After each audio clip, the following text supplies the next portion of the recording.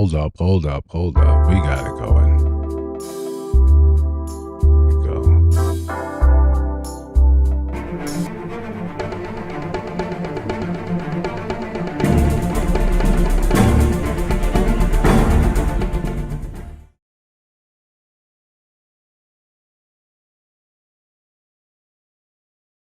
All right, there we go. Despite a little bit of hiccups, we are here. A couple of things I wanted to get done first, right? A lot of times having conversations with some of you guys often inspires some of these videos, some of these live streams. It helps me get some ideas out and down and just kind of solidified. If we've talked, we probably had very similar conversations about the very same things. So shout out to everyone in the chat. You guys showing up all the time makes all the difference. But this one was inspired by someone different. So I just wanted to think about it another way to kind of shout that out. So, entonces, ese video está inspirado en mi profesora Luciana Ramírez. Ella vive en España, pero ayer tuvimos clase y aprender dos cosas. Primero, necesito tomar más. Yo sé. Segundo, todo tiene un precio. Everything has a price. Everything. Absolutely everything. We sometimes forget that when the choices that we make and the choices sometimes that we don't make, the things that we don't engage in, also comes with a price. Also comes with the understanding that you may end up a victim or simply paying the cost of the decisions you made. I guess a very easy thing to look at a lot of these cases. We see them online in terms of relationships. When we think of cost, sometimes it's easy to think about the monetary cost. How much does this cost me? How much can I offload onto someone else? But even that, even engaging in that has a price. Even when you hear people say, I'm done, I want out, right? Um, I want out of the dating game. Yeah, shout out to me, Blair. Taking lessons in Duolingo, for the win. When you say you want out of the dating game, that has a cost. You abstaining from a thing has a cost. You abstaining itself has a cost. Hey, I don't want to do this any longer. All that has a cost. And when you don't recognize or you don't want to acknowledge the consequences of those costs, then you find yourself in sort of dire straits, especially when it's upon another person. It's fine if we want to do things and operate in a vacuum and no one else can sort of see it. No one else has to be responsible for anything, any choices that we make. But the truth is, we live in an interconnected world. And especially when you're talking about relationships, you have to account for the other people.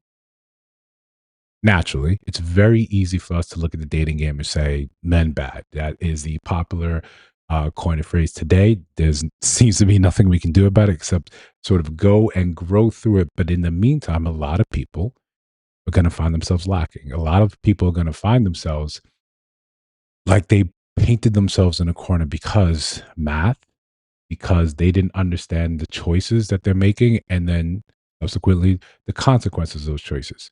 When we have created a society, when we create a society, we perpetuate the society that tells people you are special because of the chromosomes assigned to you on birth. When we tell you you're special because of the country you were born in, when we give you praise for things that you had no decision, no hand in making, when we ignore merit, when we ignore that you deserve, what you've earned, and we simply say, here, because you are here, you deserve this.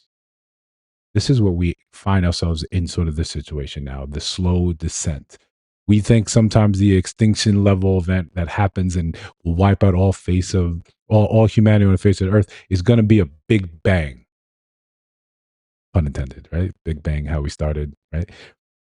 But sometimes it's a slow, decline. It's a slippery slope towards the end as we all start navigating and leading into delusion and not understanding that, it sort of matters.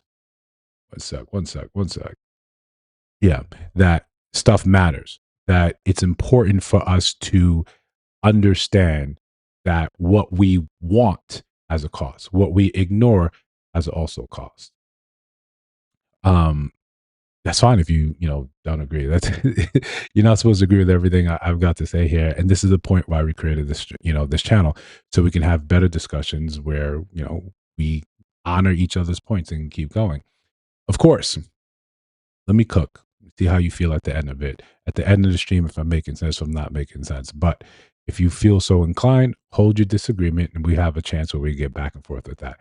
But for now, we got some show, right? Sundays, I don't like to keep you guys out too long because we all got to go back into that rat race tomorrow. We all have got things we need to line up. That too has a cost, right? But like always, we got love and money. We got agree or disagree. And we got, crashing out, which is sometimes one of our favorites. So let's get to this.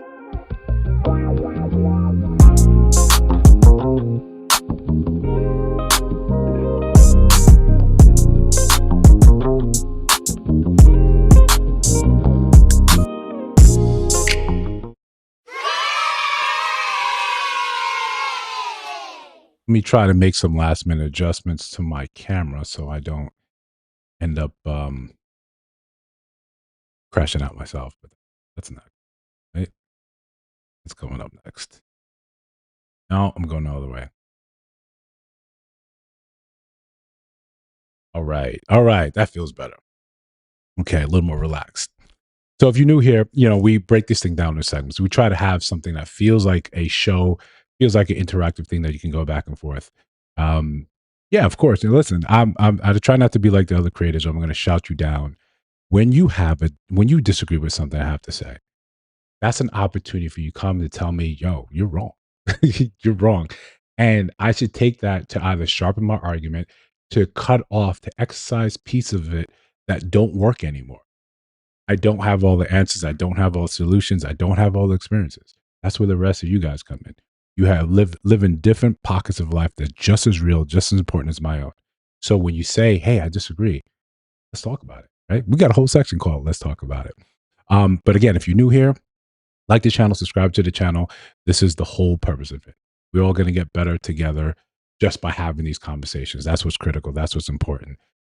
Along the way, though, we're going to have some fun, right? We want to have some fun. We want to be entertained, and I'm trying to entertain you guys. And if you're just new here, again, joining the people that routinely come here and listen to me, I appreciate you guys. Your attention is absolutely valuable. It's absolutely precious. So I at least try to entertain you guys for what you give me. So again, we're not going to be ultra serious, right? We're going to have time for that discussion. If you want to stick around and have that, I'm all for that. Agreed. This is love and money. And it felt like tricking until like I was noticing the stuff she was asking for might have been essential to her survival. I don't think that's tricking, me personally. My homeboy like, bro, why you sending her all this money? I said, cause she's poor. She asked me for McDonald's the other day. Did you not see the CEO? That's when I knew it was bad, personally. Honestly, it's not a lot of money. I felt like it was excessive. But then she said, hey, I have $7 in my account. I have to get home. I said, screenshot it. The bitch did it. She's not lying. That's why it's like. Yeah. I mean, is it tricking if you got it and she actually needs it? You're talking about, I've got $7 in my account and I need to get home. The first question I'm going to ask you is, why are you out with $7? Right?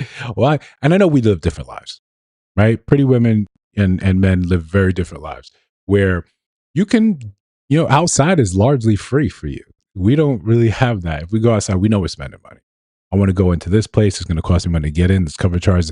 Then the drinks themselves, they're inflated through the roof, where 2 drinks is the price of an entire bottle. But you can also buy a bottle there and a section, and you could go into debt. Right? You could put your car note down within 2 hours of your time there. But yeah, sometimes it seems kind of like, yeah, $7 is tough. Shout out to Dre. Love seeing you in this chat. Yeah, $7 is tough, and if that's what you got. But at that point, I guess it would help. It would help you feel like I'm not really tricking if you really need it.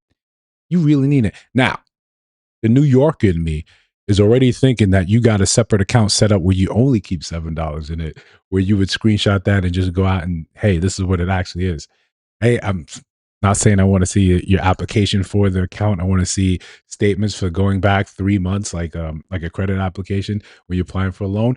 But listen, if you in dire straits like that, in dire straits like maybe talking to men really isn't what you should be doing. And I'm being facetious about this because we all know that you can talk to men, you can get a lot of money out of them. You can get a lot of money out of them. OnlyFans is number one the number one industry or employment that's made the most money in the United States. In the United States. And again, numbers like this end up being inflated. They make you think that there is this is a viable stream of income, but this is heavy. This is something that's heavily weighted towards the top. It's heavily weighted towards the greatest creators, the ones that have a following and have people there in their mentions already, in their DMs already. And the minute they become legal, they monetize themselves. But for the average people, right? You and me, you and I, when we're going to start an OnlyFans tomorrow, and what's going to happen? We're going to make like $120, if that. Yeah, you're right. It's not tricking if you pay back. Listen, and that also reminds me, seeing you in this chat again. Listen, and I meant to do this on the other the main page. One of the greatest, probably the thing that got the most attention on the page this week, and not talking shorts because we had another short do like 20K, which is phenomenal. It's great, right? But was about the baddie, right? Was about the baddie, and we didn't understand. Yeah, she's gonna sell something else. Listen, I didn't want to go there, but since you opened up that, right, and remind me of the baddie, we're gonna get to that in a second. Yeah, we know you can always sell something, right? If men are paying for the OnlyFans, men are also going to pay for the in real life touch me, tease me sort of behavior. They'll pay, right? Oh God! You don't have to like it. You could think it's disgusting, but it's part of the game. It's part of what it is. Let's not be coy. Let's not be cute about it. You're always sitting on a little bit of money. If you're moderately attractive and he's certainly desperate, or he's just, hey, I need a little relief, as long as you don't mind his current circumstances, right? That he's married, that he has 3 kids, he's got a daughter your age. As long as you don't mind that, you can get your rent paid. You can either pay the rent or you can pay the rent. And as someone that became a landlord, I've always wanted to say that, but I've always kept a barrier between myself and my tenants. But yeah, you can pay the rent or you can pay the rent. And then cue the cheesy music, and then we can get down to me realizing that this activity was not worth the $900 to $2,000, depending on your apartment. This act wasn't worth that. So let's not conflate the numbers. We know the going rate for strange is a lot lower on the other side of it. But yeah, back to the baddie, right? Yo, I'm sorry, I had to remind you. I said we'll talk about it, right? It sounds good. We understand there's a difference, and you can call us shallow, you can call us whatever name you want. I'm in a bind, Nate. Yo, Jazz, that's coming from you. I like that. I respect that. We always knew women, there's someone you can hit up for money like that. Strings attached, right? Strings attached.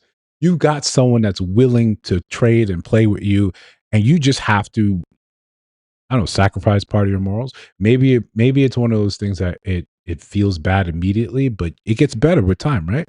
You feel a little more numb with time, and then you start thinking, I should have monetized this all along. I'm out here working for myself, punching a clock when someone could be punching something else, and I could be clocking it. I can get paid like that. But we all, in all seriousness, we know that that has detriments to it, and you rarely see someone that has to resort to selling it in that sort of way. Now it's like, yeah, I just needed a couple months of that, and now I'm on my feet. I'm doing better. The crazy thing about that sort of life is that it's self-perpetuating. Like the what was her name? Gina, right? When she got a real job and all her friends, and she came to them, her friends and family say, I need help getting to work. Can you watch the kids? They're like, nah. She's like, yo, when I was sucking it, I was making money. I didn't have these problems. So Gina had a point. And I like how passionate she was. I like when people are passionate about walks of life that I would never really entertain. It's sort of hilarious, and she just. I'm glad. I think a post got like 3.2 million views. So shout out to her. When you just being real raw about putting your kid down watching Blues Clues, you getting paid in the back room, she's taking care of those binds, right? She's taking on those binds. But the baddie, she lit up the internet because we all know what a baddie is, right? And this is one of those times when you try to redefine words. Palabras. You can't tell us what a baddie is. As men, we're telling you what a baddie is. We're like, damn, she's a baddie, right? We're defining that. The look has become ubiquitous with synonymous rather with that Instagram sort of look, that Kylie Jenner, I went under the knife, sort of look. That's what people generally mean by baddie. And then we expanded it to mean, she's really attractive. She's really pretty in this. So it's a physical thing. And not just the face, there's also the body attachment to it.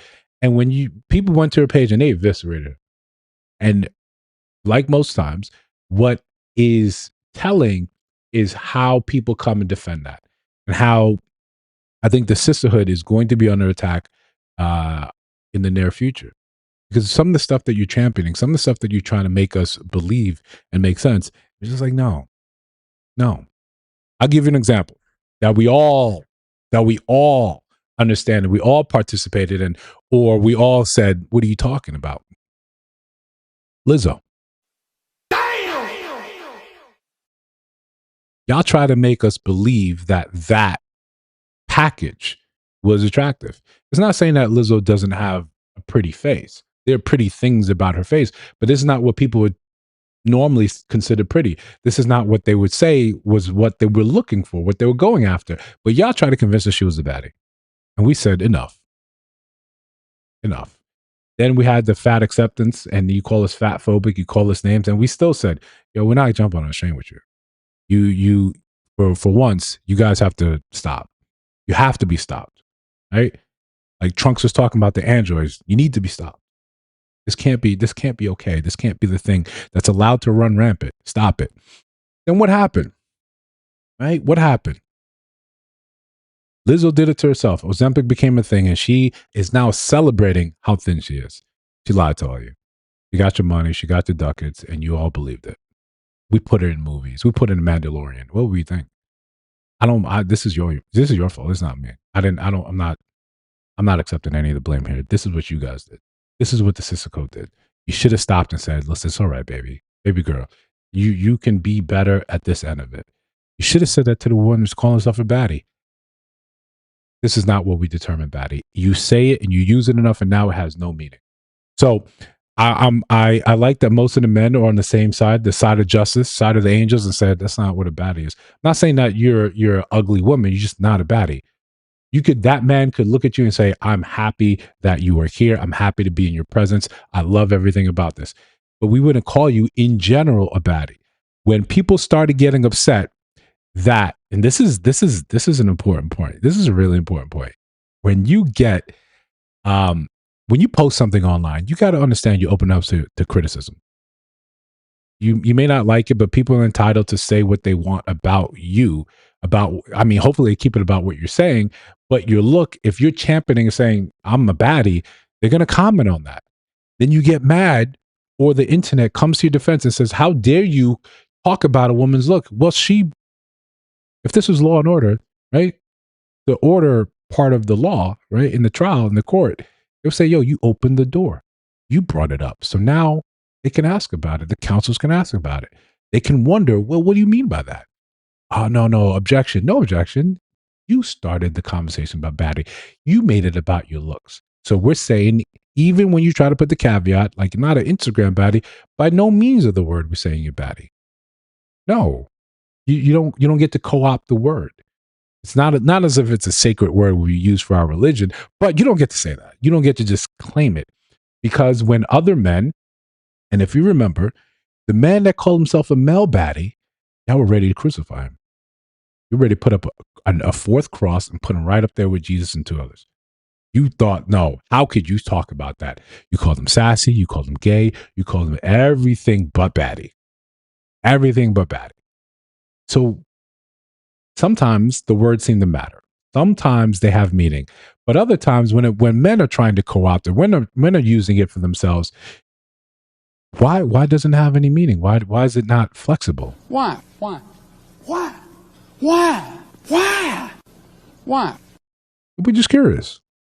When you say she's a baddie, right? And if any woman in the chat can chime in, you say she's a baddie. What do you mean by that? We're curious.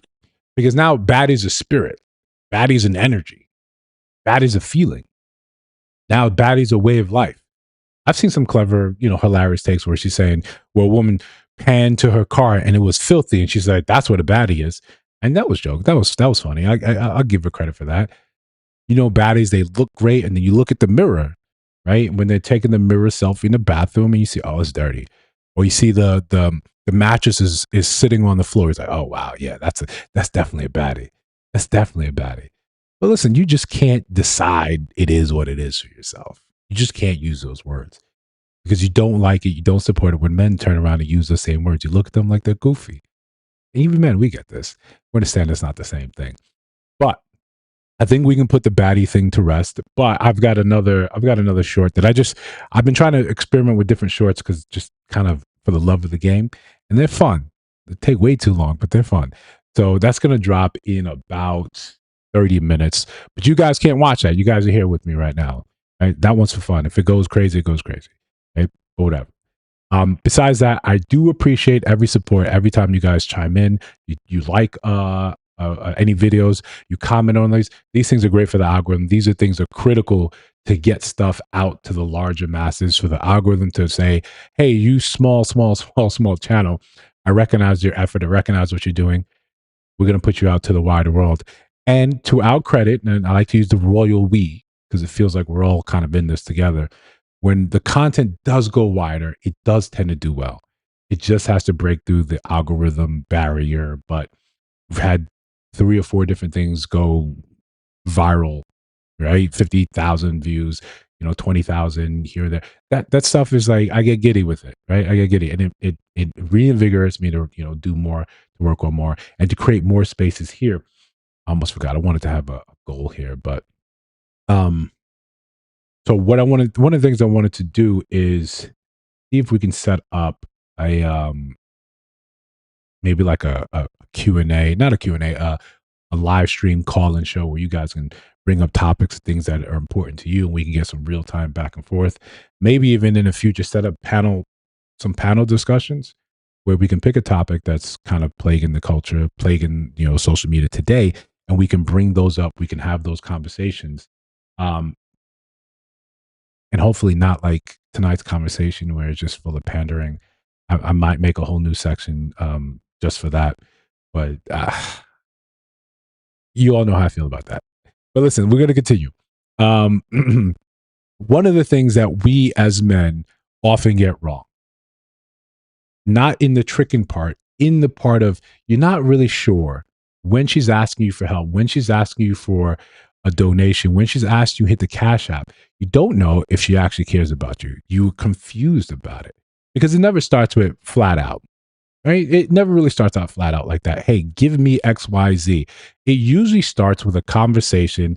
Hey, how you doing? Yeah, those guys definitely stink. Yeah. Again, that could be a completely different segment. I just need the time to build the thing out like another section here. But I think it might be worthy of it. Just breaking that apart, breaking that down. But a lot of these conversations about, hey, I want something from you, typically don't start with just, hey, I met you, hand out, give me the money. Because men recognize that as game. What happens is you kind of get strung along and they kind of pull at your heartstrings, at your emotions. And that's usually what gets you kind of considering, I guess I should give her a little something. So I was talking to a woman for about 5 days, not even a whole week. So for about 4 days strong, man, we having great conversations, bro. I'm thinking in my head, like, okay, she cool. Mama cool to the motherfucker. Day 5 came. I'm talking to mama and shit, but this time she sounded a little down and out and shit. So, what's going on? What's wrong? You good? You okay? And she like, yeah, I'm good. I really don't want to talk about it. I'm like, cool. I'm not gonna probe. You feel what I'm saying? You don't want to talk about it. I ain't gonna force you to talk about nothing you don't want to talk about. So then she, you know what I'm saying? When I said that, she was like, fuck it. I guess I'll tell you. You know what I'm saying? I'm like, okay, I'm listening. And she was like, I don't know how I'm gonna do this. You know what I'm saying? Like, my light's about to get cut off. I need $150, and I'm like, I really thought Shorty liked me, bro. Like, I really thought Shorty liked me, bro. Like, I really thought I was making a friend. You feel what I'm saying? I really thought I was making a connection. Then on day 5, she hit me with the, yeah, my light's about to get cut off shit. Like, oh, fuck. That bitch never liked me at all, did she? The fuck, man. It's part of the game, bro. Oh, God! It's part of the game. You think it's going well. You're super excited. And then what happens? Yeah, I wasn't really into you. I was just, I was in a bind. It happens all the time, all the time. You got to charge it to the game. I know we want to hope, we want to think that people are into us, but in reality, yeah, sometimes it's a life situation. Listen, this is not to say you are not in prime territory to take advantage of this. And you can, at this point, she's revealed her face down trap card. It's time for you to reveal yourself and say, okay, I can help you out, but I need you to come over and get the money. And when you get here, make sure you're wearing something nice. Hint, hint.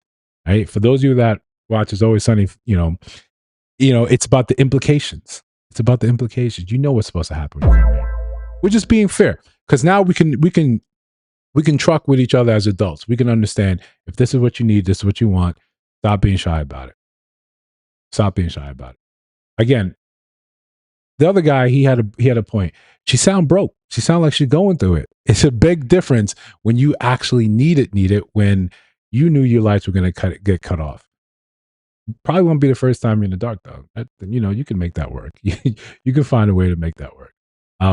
It's not the end of the world, but the problem is when we're not upfront with what we need, what we desire, we end up kind of bringing other people's feelings into the equation. Where people end up feeling like, "Hey, I thought this was going to work." What when it happens to women, when you feel like things were going well, and then suddenly it turns around and it's not. It's a letdown. That hurts. That bothers you. Sometimes it leaves you kind of spiraling out. Maybe not a full on crash out, but you feel that effect. Why do you think we don't feel the same way? You're getting excited, and everyone does it. You meet someone new, and you're sitting there entertained. You're making these little fantasies, these little ideas, and you check in yourself and say, hey, don't think like that. Hey, relax, relax, relax. Don't go that far yet. Don't go that far yet. Chill. Bring it in. Don't do all the things you usually do to end up scaring these people away. Relax. It might work out. And then it turns out, I just need you to bread. Yeah. Yeah. Sometimes you just had to be, not because I ever need it, but to test the theory. Listen, we got a little segment later on about testing theories, but yeah, Jazz, right? You just know that when you don't follow through, don't talk to me about it. Like, oh, how come he started talking to me like that? No, you did that. You did that. But we all know right now, selling it is a very easy way to make money. The thought about it is very easy to make money.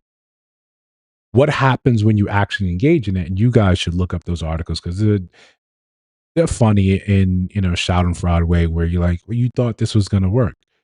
Because we constantly tell people that you're beautiful, that you're the best that ever did it. You're the Highlander, it can only be you. And then she tries to sell herself and she makes like $120. And then she's absolutely devastated. I put my stuff out there and you guys didn't touch it. You guys didn't F with it. You guys didn't truck with it. That's gotta hurt. But on the other side of it, when you already have a man and you make an OnlyFans, what is he supposed to think? What is he supposed to do? Talk to me about what? Like, I don't know what it is that you want to talk about. Please, go to the house. You broke up with me. Because you made an OnlyFans account and I told you not to. Okay, are you going to pay my bills? What are you talking about? Bro, really? You going to push me? Bro, go home. You gonna listen, guys, this is a question now. This is a question now. Yeah, it was better when on the street. Yeah, you're probably right. You're probably right. Would you pay if that was the ultimatum given to you? I'm going to start at OnlyFans unless you pay my bills. Unless you pay my bills. I'm curious. I'm curious. Would that work on anyone? Would anyone be like, yeah, okay, I guess I have to do this? Or would you test the theory? Say, all right, go ahead, do your thing. Do your thing. I want to see how many people actually subscribe to this thing. I want to see how you feel in 6 months. I want to see what you think. And I know the economy is bad.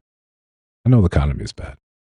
But this can't be a viable solution. And I know it's one of those things that it's a generational issue that we didn't grow up, we didn't have this avenue available to us. You had to sell it. You had to be, if you're from New York, remember you had to be on Hunts Point, right? That's where it was known you were selling it. Right now, it's all over. It's Washington Heights, all this, right? You know, they're constantly trying to clean that place up to no avail. But you knew you had to do that. You knew you had to be out there in order to make this happen. But if we're in a relationship today and you make an OnlyFans, even if we break up and there's a possibility we get back together, how long do you need to set that up? I'm asking for a friend. Right? I'm asking for a friend. Listen, I would have paid my mama if she started an OF. Listen, that is too good of a segue for the next one. That is too good of a segue. I can't really let that one go. Ain't no bills being paid by you anyway, so it don't matter. I gotta leave because your boyfriend coming to move in. You don't even know this man. I turned 17 in a couple days, and that's what the fuck I gotta go through. Like, that shit lame as hell, bro. I caught you the whole time. That's all you want is me to treat you like a baby. You been yelling since 6 o'clock this morning. Like, that shit lame as hell. You choosing a whole nother man that you don't even know. So when we talk about trauma and drama in our formative years, sometimes when you have a child very early, you're not done being a child yourself. And you've got this point where you've got to grow up, you're forced to grow up, you're forced to wear this skin for a little bit, but that doesn't detract from the fact that you still want company. You still want someone to be there with you. Yeah, listen, man, I'm sorry, but it is what it is. That setup was too good. When you haven't really grown yourself and you got the opportunity, you get attention from men. Usually this kind of thing breeds in this sort of environment where there's a lot of dysfunction. And then you get to the point where you're choosing to move a man in over your son. I have no words. Sometimes you guys realize that the trauma you feel like you felt growing up is nothing. It's absolutely nothing. Like, I wouldn't, me and my sisters talk about this often. I wouldn't trade the issues I had growing up for anything. Me and him got in one argument, and now I gotta go because all of a sudden he coming to move in. Like, what kind of shit is that, bro? That shit do not matter. Because he don't like me. I'm your whole son. I'm your whole son. Maybe if you was more respectful, he would like What is I'm gonna do? What is I'm gonna do? Huh? I don't even know how to get no house. I don't even know how to pay no bills. None of that. You just gonna kick me out because I had one. How do you make this good? Oh, God! How do you, and by good, right? I mean, how do you fix this? Do you say, listen, I'm gonna move this man in because he pays bills. So therefore, because you guys have gotten to an argument, maybe it's a fist fighting thing, whatever. But I know I need to get my ish off. Do you pay for your son's apartment? Do you renovate the basement? I don't know how you make this situation okay outside of telling the guy, I can't be with anyone that's getting in a fight with my son. I know he's misbehaved, and I can probably need to take accountability for that on my own. But no, no, maybe it's me, right? We have a different way of being, a different definition of family, but this is one of those situations where now, what do you think he's going to do in his next relationship? What do you think is going to happen when he gets out there? Now, realistically, and bringing it back to home, I had not me, but one of the kids that grew up the block from the baby factory, as I called the house up the block. He ended up, doing something similar. He moved in with his shorty and her mom, and he was contributing to the bills. They were young. But growing up, you had to wait for both parents, to be at work, be gone from the house, to sneak in to the window like Spider-Man, right? Spider-Man in the black suit, because you coming in put in that work, to pay that rent. You're moving in silence to get in there, and then maybe you guys are gonna hump, right? You're gonna dry hump, you're gonna have some fun. Maybe if you're lucky, you got a little extra, and then you had to leave. Today, if you pay the bills, a lot of people, a lot of women are willing to look the other way. That has a cost, right? That has a price. We're not talking about the cost of whatever you're contributing towards, whatever bill, that has a price. When you choose your son or your man over your son, that has a price. That's a price you end up paying, and it's a price he ends up paying. The one with the cheapest cost right there, or the one probably making out, is going to be that man that you're moving in. Because what man of quality is going to say, I fought with your son, and I'm moving in? Because I pay bills around here. There's a price that has to be paid for the entirety of that. And sometimes that price ends up being paid by a stranger that has nothing to do with the situation. Someone else moves you through, says, hey, I like your son. I like the way he looks. Now they get in a relationship with him, and he has all this history, all this trauma. And sometimes maybe the outermost parts of it he's good with. He understands, I will never treat someone I love like this. But maybe those traumas manifest in a different way, in a more controlling way, because he felt like he did not have a say. He did not have an ability to control his own fate and destiny. So it manifests differently, in a way where he's controlling, in a way where he's possessive, in a way where he's afraid to let something go that he deems it's his. This is part of the cost. This is part of the price. Argument with a man that you barely know, like that shit. Now I barely know him. I've been talking to him for a minute. You don't know him. You don't know him. This is a lot. I don't want to blame her parenting, but why they're in the situation is a lot to unpack. The red flag and the man coming into the situation. So, Jazz, this is the girls thing. You don't want to blame her parenting. Okay, who else would you say is accountable to this? I don't know another person. You can put that definitely on the lack of the male being in there, but sometimes what we have is just what we have. And we can make inferences and guesses and assumptions based on that. And we try to stay on the path of the side of angels. We try to stay on a path that makes sense, that's defendable. Right? If this was a court of law, I could say, okay, there's no man here. Right? There's probably no man in this house because you're moving in another man. Check. Right? That makes sense. That checks out. Unless you said nothing about how's my daddy getting it. No. So we know it's not a poly thing. His father's not there. His father's never mentioned in there. He says, I don't know where to go. Okay. Indicating that whatever relationship he may have had with his father, it's either tenuous, it's not enough for him to say, I'm going to go move in with my father, or it's non-existent. More than likely non-existent. We just run the numbers. Non-existent. So who's there responsible for the majority of parenting? Yes. Lack of father is there. 2, she's making the decision now, saying that you're old enough, you got in a fight with this man, he pays bills. I'm prioritizing his bill paying, his bringing money in versus you not bringing money in. I don't know what's left to talk about outside of parenting. But if you do, chime in. I'm all for it. Mr. Boyfriend stops paying bills 3 to 6 months. I give him 1 to 2 months. Because why would I have to? I've seen your type of character. I've seen how you move. What's going on? Glad you made it. If you're on your way and hit the like button for that stream, right? Hit the like button for that stream. That always helps. Share it, shout it out, open your window, shout it out, say, hey, Eze's going live right now. We're having our show. Right? We're enjoying ourselves. It sounds good. Of course, if you feel so free, you want to donate to the channel, all that makes a difference. But again, your attention here, being entertained, that's what it's all about. I love seeing you guys in the chat, seeing go back and forth. It kind of reinvigorates me not to focus so much on the numbers and just provide you guys some enjoyment. So I think this makes sense, where we got to look at the parenting. I wish we knew how much he was contributing, so you could actually do a tally so she can put the value of her son's piece.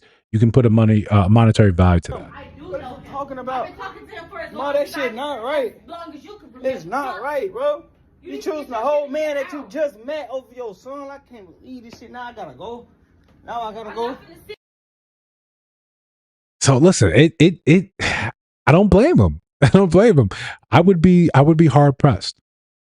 Now, shout out to my parents. Shout out to my mom. I was never pressed to leave the house. I only left the house when I bought another house. And that's one of those things that your parents can do for you. That's maybe it's not monetary in the sense of putting money in your pocket, but I'm allowing you this piece to sort of sort your stuff out. Yeah, a few $100. Yeah, definitely. Definitely. And here's the kicker. Here's the kicker. How many other people you think is going to be in and out of her house when she's going at work? How quick before he's driving her Ultima and dropping her off at work, and he's just chilling back in there, right? You get to put on a value relationship with your child. Yeah, but people do all the time. People do all the time. You could be mad at me, but you saw it, right? Guys, you saw the clip, right? I don't got to roll it back for you to understand that. You saw the clip. When we make money a priority, those that have money make the rules. And it says nothing about that man's character. He just has that money to spend, and you prioritize that over everything else. And I get it's economic, it's hard times, right? We got to pay for the Patriot missiles. I get it. It sucks. It is what it is. It's where we are right now. You know, it's always the Ultima. Bro, you know it's the Ultima. You pictured it in your head with the little furry thing on the steering wheel, right? I think they had a mother, had a daughter, looked the other way. The boy, yeah. That's the other rub, right? You have a daughter, dude's in the house, and now you're in Steve Wilkos, right? And you're crying, you're making accusations. He's taking a lie detector test, telling you got to believe me, and then it turns out, now he did touch your daughter. Touch your daughter, right? Because when you move these people in, when you base everything about money, and that becomes the most important factor, we all do this in a sense. We overlook other flags, other red flags, because something in front of our face is so glaring, and we're so desperate for it. We want these things so much that it's important. We disregard everything else. Oh, I just realized this first time Jasmine and Andre in the chat together, right? But anyway, if you know, you know. So yeah, it's gonna be that Ultima. Yes. Okay. Yeah. No, we're being fair, Blair. Being fair. My first car was a Nissan Altima, 2002. Right, a 2002 Nissan Altima, 3.5 liters. Right, 240 horsepower. Man, I absolutely love that car. I love that car. I was 19 years old. I got that car, and I thought I was it. I thought I was it. Shit, you couldn't tell me no. Right? Any Maxima on the road, any Honda on the road, well, it was fair game. And 11 days later, I got hit by a Nissan Pathfinder, Nissan Violence. Yeah. And I didn't understand the laws at the time that you were supposed to take photos of your car for insurance. So the full coverage, they dropped me. That's a harsh lesson for you to learn at 19 years old. Yeah. But I got the car fixed to the best of my ability, then ended up giving it to my brother because I'm a good brother. Okay? But yeah, Ultimira, yeah, that was a rough lesson. Jesus. Now I've got full coverage and everything. Even when the thing sits there and doesn't get touched for months on end, I'll just keep the full coverage. Just some life lesson, some trauma. That's how no, the next car, right? I said the next car was Infinity. Right? If you don't know, right? Coupes are the way, right? If you disagree, and this is if Mark was in the chat, this would bring us all together. Business partner, one of the oldest friends, Mark Lewis, he said something before. You like to get, he said me, I like to get coupes because I don't want to give people rides. He's absolutely right. He's absolutely right. So I've gotten coupes. The only non-coupe I've ever gotten so far has been the Tesla, right? The beautiful soulless driving machine. But everything else, all right, Audi R8, 2 doors, 1970 Mustang, 2 doors. And the Ultima, right? Ultimira, who got wrapped around with a G35 coupe. That was a Fast and Furious buy, right? Tokyo Drift. That was incredible. I didn't get it for Tokyo Drift. I already had a car before that, but Beautiful. And that infinity, right? So, and this is giving you guys a little bit of lore. This guy's giving me a little bit of lore. Back then, this is my boy Blair. He gets to test it. He had a white Infinity G35. I had a black one. And my other boy John, he had a silver one. You could let those things just sit together and hum, and they will harmonize. Those are beautiful cars. Those are absolutely beautiful cars. Man. Blair, I think he got a truck now or something stupid. Like, whatever. Hey, whatever. He's a family man and being responsible and all that nonsense.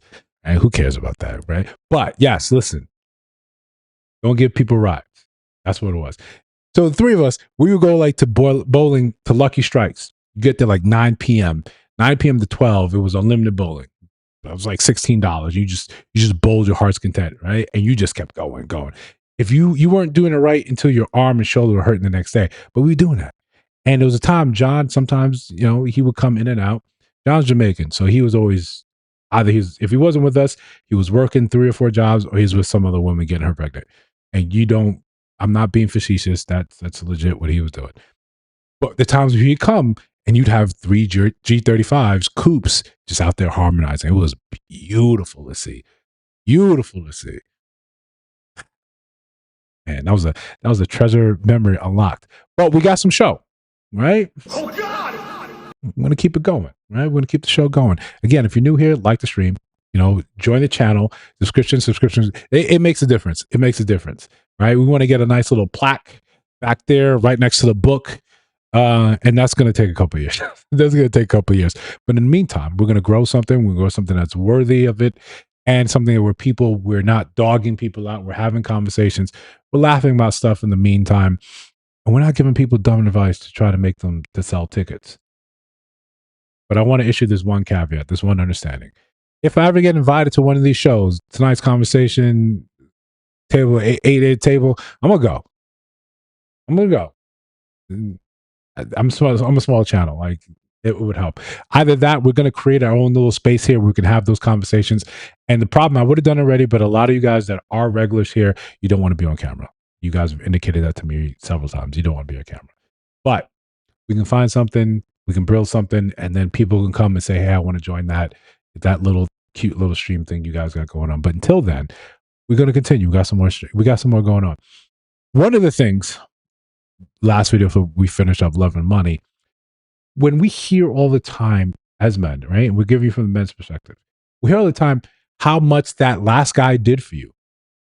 And he was a Fortune 500 dude. He had all this. He gave you stocks, bonds, options. He bought you a car. He gave you the world. Your last set of men, we hear that a lot of what they did for you. And going on Cam's no off. But listen, I want to leave it open. It depends where it goes. Right? Depends where it goes. If people like, hey, I'd really subscribe to this channel. People took their shirts off. Well, we got to do what we got to do, right? And I thank you guys for your sacrifice already.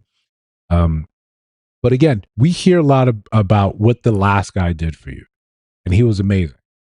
He was an astronaut. He fought the space aliens on Mars. He defeated the Vulturites before they came into our universe. And all the while, he made sure you had nothing but the finest luxury, the finest of the finest, stuff that we can't pronounce. Michelin star ratings that start at 10. We say, wait, I didn't think it went that high. You had all of that, yet you're not with him. And we're sort of confused. And then when we kind of look a little deeper, say, that baby you got, tell me about the dude. Tell me about the man. How'd you guys meet? What's his name? What did he do? Did you know his name? Were you pregnant longer than you guys were in a relationship? This is when we start kind of like looking at you sideways and kind of looking confused, how it doesn't really make sense to us. We look at it and say, you want me to be all the things, but he wasn't. So we just get confused at that point. We're just looking for some answers. Good morning. I'm gonna make this quick because I'm not trying to put y'all in a bad mood. I just have a couple questions and concerns. How do you bitches get up here every day crying and pleading to us that you need a nigga that provides, you need a man that provides only for you? And half of y'all baby fathers didn't even provide y'all with their real name. A lot of you bitches was moaning your baby father's Instagram name for a good 6 months straight because you didn't even know Raymond was his real name. You was moaning Ray got underscore stacks while he was hitting it from the back. In fact, Ray definitely did not have no stacks. You thought because he was posting every day, tap in, who got TD, you thought that nigga had some motion. So what you did was you didn't get to know the nigga, you just let him come in your dry ass ocean. Is that what we're doing? And then fast forward 9 months later, he signed on the birth certificate, and now you finding out the nigga name is Raymond. We got to add Raymond's name to the list. I know we got Ray, but Raymond just sounds so nice and plain, and so everyone loves Raymond. It sounds so just ordinary. But yeah, you look at when you get captivated by the internet, by what looks good, and that becomes the thing you decide anything off. This looks good, so it's got to be real. He's saying all this. He's doing the money phone. He's doing the money spread. We all love a money spread. Tap in, right? Tap in. I could flip that return and boom, boom, boom, boom. And I'll have you straight. I'll have you right. You look at this and you think this is the way it's supposed to be, and then what happens? You're right. You never know his name, right? I didn't know his name. And this is the type of quality man that ends up being attached to you for the rest of your life. This is a quality man that the rest of us get judged by, and we look and say, I never did any of this. You can search my entire photo gallery that I've ever took in my entire life. There's not one set with a money spread or money phone. Not one. Not one. Right? Money was busy being transferred to something else, to something else, to something else, to something else. Anytime I've had a sizable amount of money, it's always been in a check that I'm shaking and handing over to some realtor, to some company to purchase something, and I'm just like, dang, I look good. I could have had a wide money phone. I could have spread across this small table, this very small table. It's not in the cards for a lot of us. So to sum it all up, quite frankly, you bitches don't fuck with niggas that provide. You don't fuck with get money niggas, CEO, executive producers, as much as y'all try to portray that on the internet. You fuck with bum ass niggas with some good dick, and now you trying to get these good wholesome 9-to-5 niggas to pay for the shit that you didn't even ask these other niggas to pay for because you was so digmatized by a nigga who worked at a Burger King drive-thru because he had a Whopper down there. Let's just start to hold ourselves accountable. You got played, and now you trying to play all these other niggas. We're not falling for it, sweetie. Have a blessed day.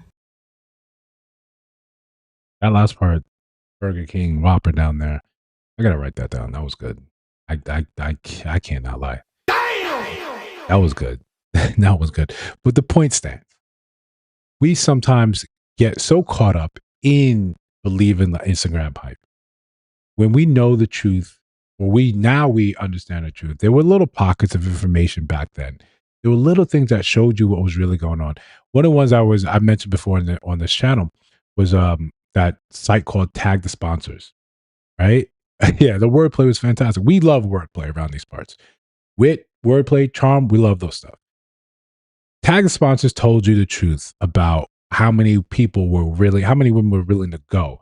Your same Instagram baddies that were getting some sort of motion, were getting attention, had a K in their follower count, and you would just look like, man, I wish. This is before OnlyFans thing, but not before trips to Dubai, flying people out. That's always been a thing.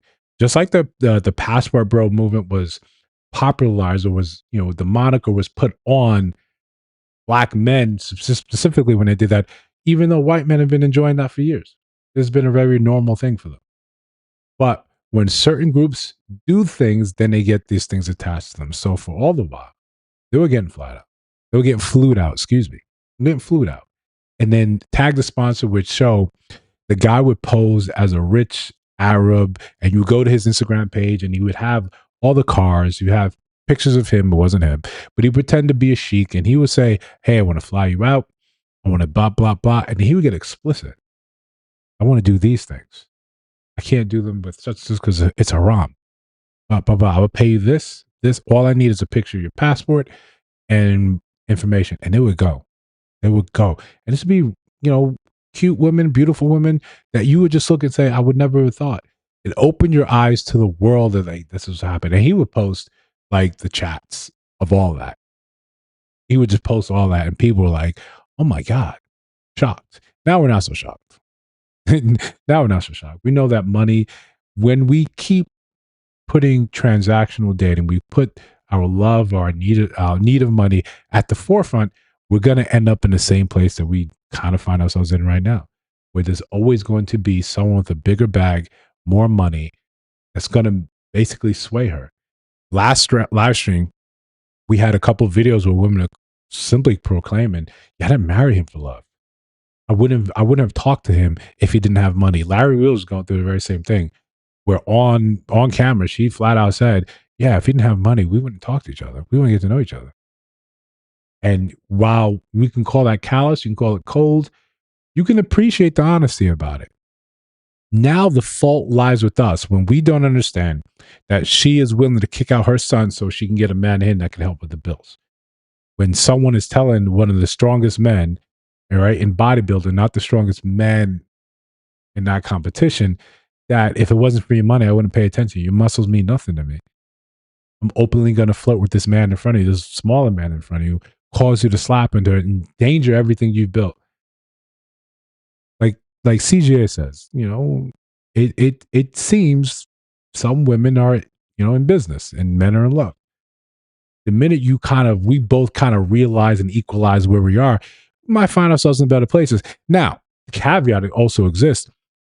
I don't think that this is the case for all people. You just need to know the person you're dealing with. Otherwise, you may end up finding yourself crashing out. I got road rage, been burning rubber so reckless. I'ma crash out. I got road rage, been burning rubber so reckless. I'ma crash out. I got road rage, been burning rubber so reckless. I'ma crash out. I got road rage, been burning rubber so reckless. I'ma crash out. Got 100K on my wrist and my. Now that was good wordplay. That was a good transition. Even if you agree with it or don't agree with it, I think that was good. That was smooth. And we appreciate that. We appreciate smoothness. So crashing out is one of our favorite segments. One of our absolute favorite segments. And before you ask, if you're going to ask, like the stream, subscribe to the channel. That's what we're all doing it for. There's a couple different things that we're going to talk about today. One of those is also going to be our favorite game show, but we're going to save that to the end. We're going to talk about a couple things. A lot of the times when we look at the dating game, we look at it from the women's point of view. When y'all go on a date and it goes bad, it goes poor, boom, there's a story time. It's almost immediate. There's a story time. Men, we don't do that so much. But even when we do that, sometimes we screw it up. And there's been at least 2 or 3 different men posting story times of what happened with dates. And then she came back with receipts and said, all right, yeah, man, this may not be a purview for us. But sometimes we like to get the male point of view on some of these things so we understand that it's a two-way street and it sucks for, dating can be hard for all parties involved. I've seen a lot of women come in here and talk about really bad dates that they've been on with guys. So I thought I'd reverse that and talk about a really bad date I've been on with a woman. So I met this girl off Bumble. First mistake. I thought she was pretty, so we just made plans to go bowling. We didn't talk too much. Second mistake. So then when I go and I pick her up, she gets in my car and immediately goes from like an 8 to like a 6. Third mistake. I don't know. 8 to 6. 8. Okay. I mean, if it was that bad for you, you should just ended it right there. So after the catfish got in my car, we started driving towards the bowling alley. And we get to simple talk. So I ask her like, hey, are you in school? And she tells me, nah, I don't believe in school. Like it's fucking Hogwarts. So then I'm like, oh, what about work? And she's like, nah, I had a job and I didn't like it. So I just don't really feel like working right now. And I'm like, well, do you have anything that you have in mind that you want to do? She's like, yeah, I thought about becoming a tattoo artist. I'm like, oh, that's what's up. Maybe you should look into that. And she's like, nah, it sounds kind of hard, so I don't think I'm going to do it. So then we go to the bowling alley. I get us a lane, right? And we start putting our shoes on, getting ready to bowl. And there's some teenagers to the left of us that are being kind of loud and just being teenagers. And she proceeds to say, fucking FAGs. How'd you get there? How would you get there from them being teenagers, being loud, being rambunctious, to FAGs? And no, I grew up in an era where it was fine to say that, and it rolled off the tongue very well. But I don't know if we understand what that's supposed to mean. But all right, it's not my story. I didn't call anyone names like that. And I just remember sitting there just shocked for a moment. We bowled one game, and then I decided I'm just going to take her home. But on the way to her house, there was Listen, this is a personal thing. It is a personal thing because I enjoy bowling, right? Sometimes when I'm down and depressed, I'll go bowling because it's fun for me. It's a little exercise. It's test, retest, just make small changes. How much can you do a repeatable action again and again and again and again? I like that stuff, right? That's me. That's whatever. You can't bowl one game. The first game's a warm up. Officially, the first game's always a warm up, is to get the feel of the lanes, right? I get why he did it, right? But you still got to at least bowl 2 games. It just let's not be savages here. You at least got to do 2 games. In and Out, right? And I was real hungry, so I told her, "Hey, I'm stopping In and Out if you want anything." She's like, "Yeah, I'm down for In and Out. That sounds good." So we go through the drive-through, and I'm playing music, vibing, and she's like, "Hey, do you mind if I put a song on?" And I'm like, "Yeah, of course." So I give her my phone. She then proceeds to play some hardcore metal with a pentagram on the cover of it, and it's just,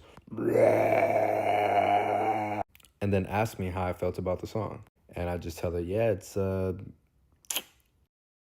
Bowling is boring. Listen, you don't gotta like everything I like. That's fine. That's fine. You know, that's fine. I'm not even gonna get into it. I'm going into it. different." So we end up eating across the street from In and Out at the small parking lot, and we finish our food, and she's like, "Hey, I really got to use the bathroom." And I'm like, "Look, I'm about to drive you home. If you can't hold it till then, I can either take you to In and Out right here, or I could take you to a gas station and you can use the bathroom there." And she looks me dead in my eyes. And she's like, "Nah, it's okay."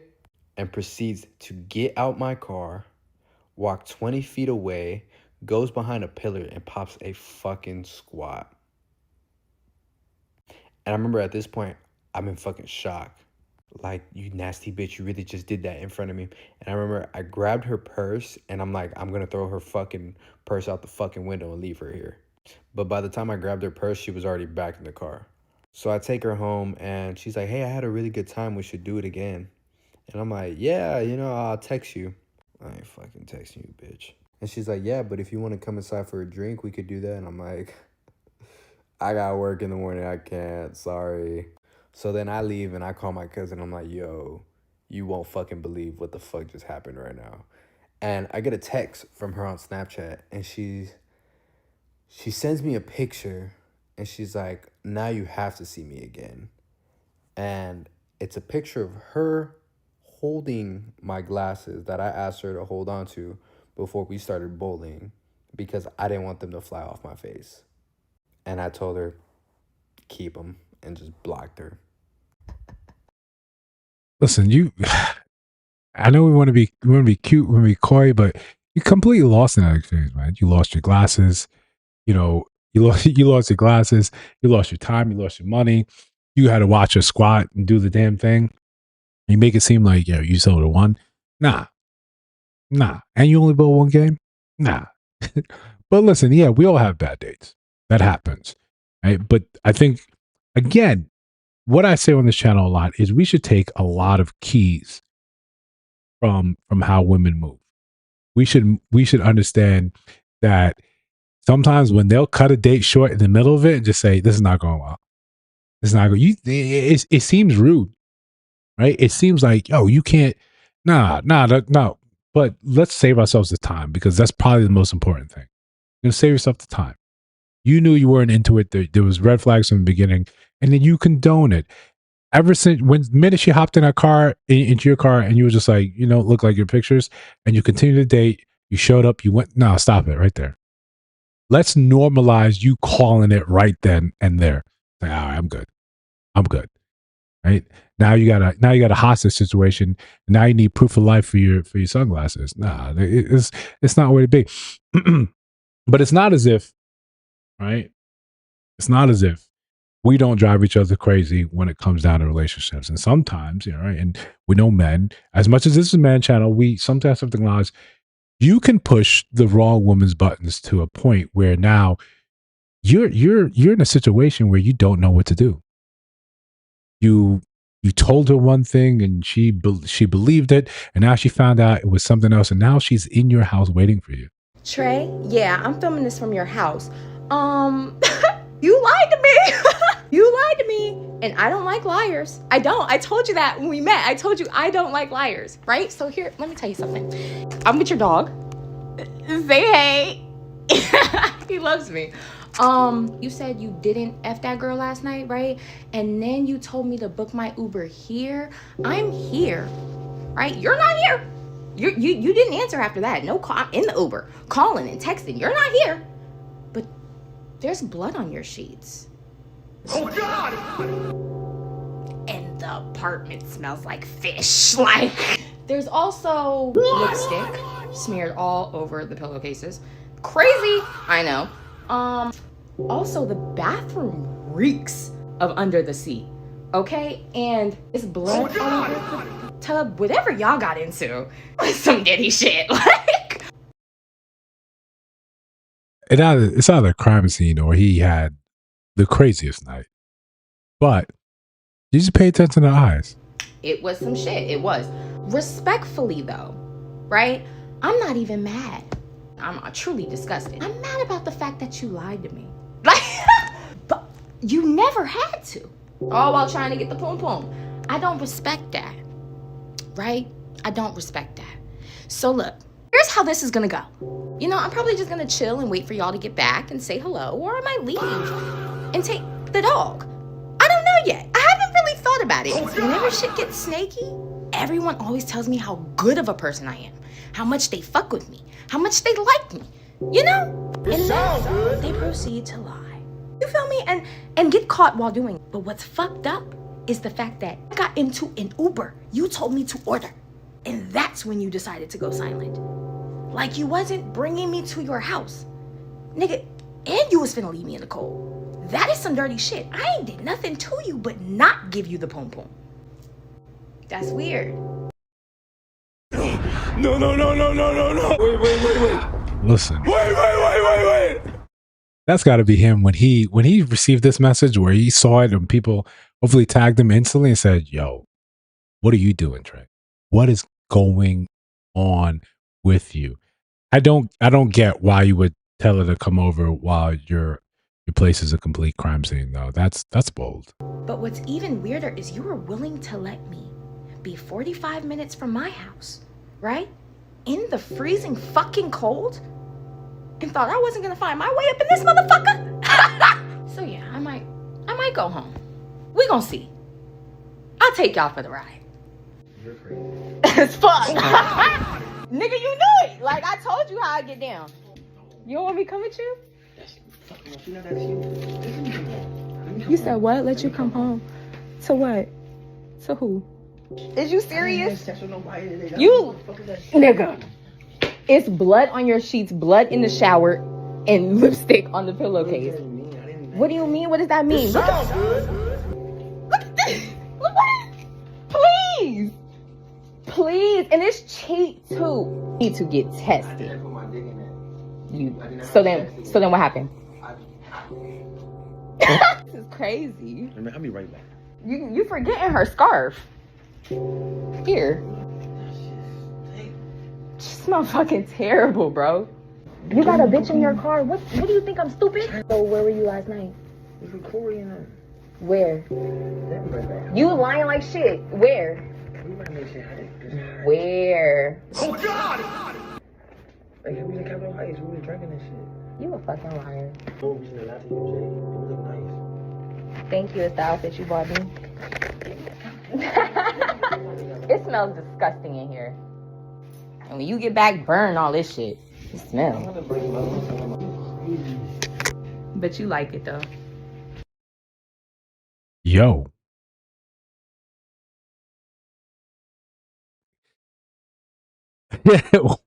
Yeah.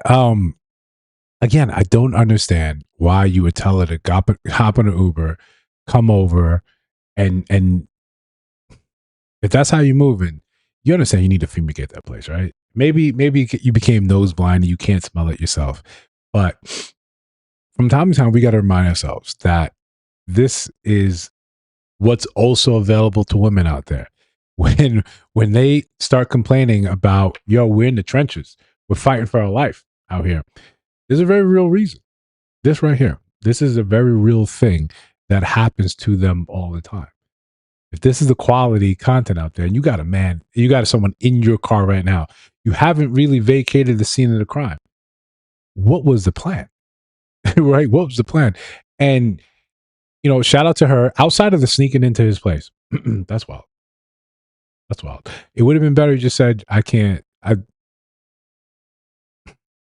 It would have been better if you just left, but then we wouldn't have this amazing crashing out story. We wouldn't have this sort of episode of what not to do, how not to move, how not to get yourself caught out there, how not to behave in this place in the first place. But it's not as if it's always as simple as it's a guy trying to court a girl, trying to have sex with her. Sometimes we can crash out over our friend's behavior. How sometimes you rescue them, but you try to be there for them and rescue them from a bad situation. And yet they end up returning to it because sometimes people are not ready to leave their dysfunction. And it's kind of incumbent upon us to understand that we can be there for them, but sometimes you have to do that from a distance. It's not on you to save everyone that you know.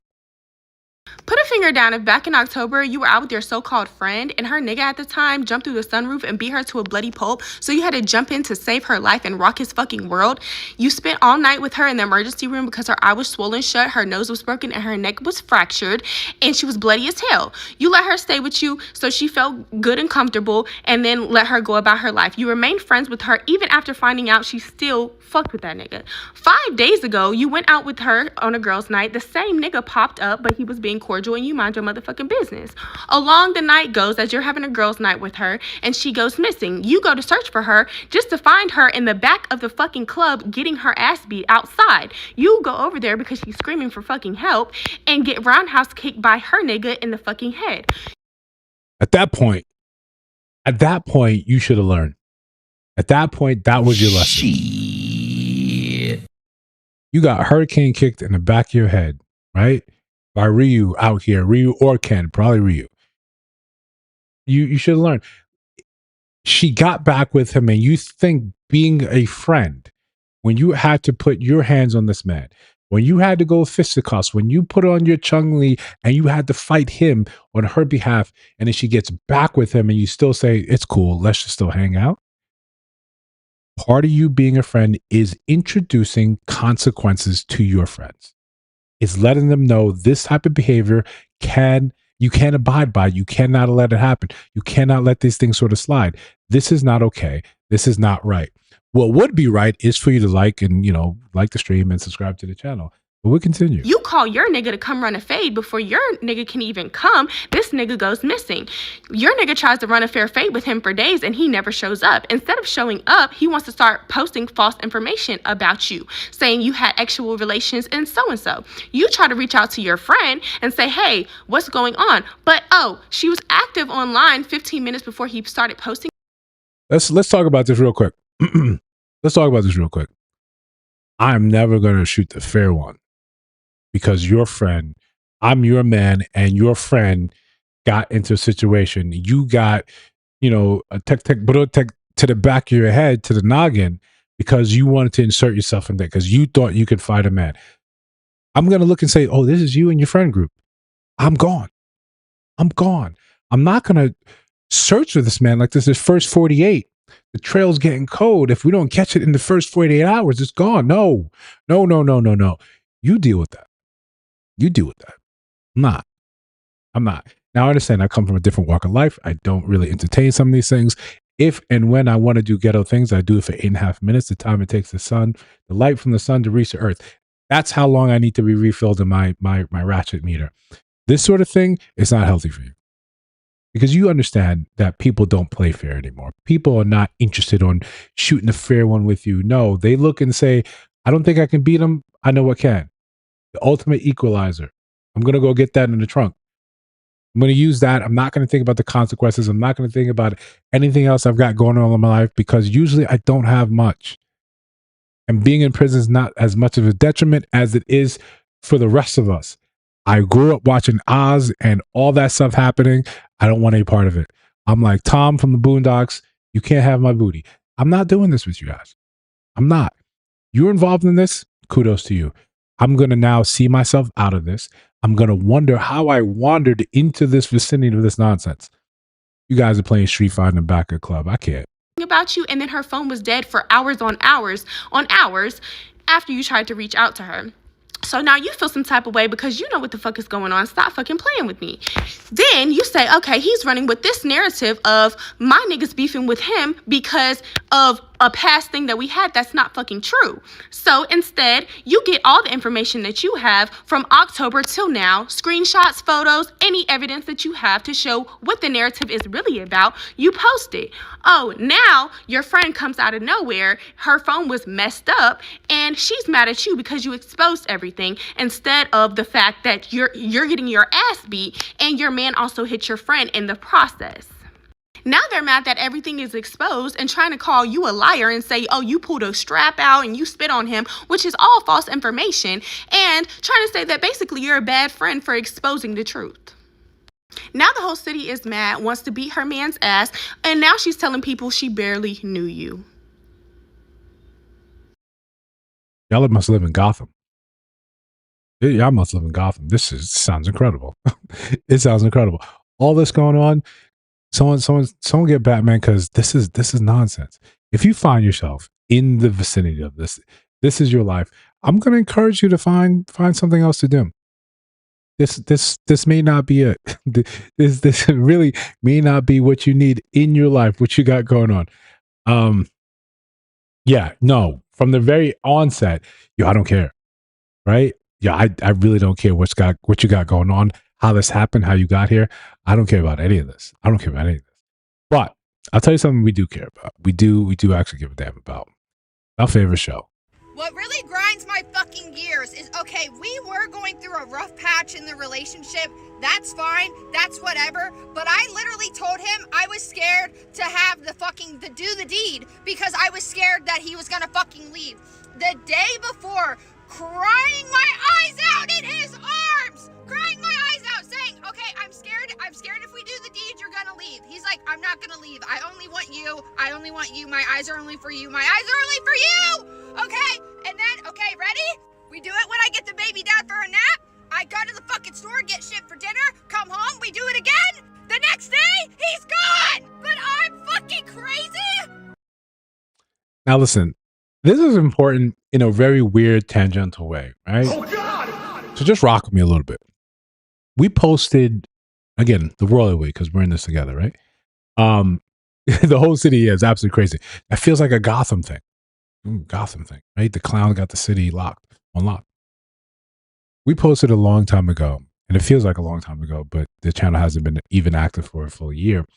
But many videos ago, where a white woman is saying that a white man made her a single mom. And one of the comments stuck with me. And it said, white men do this?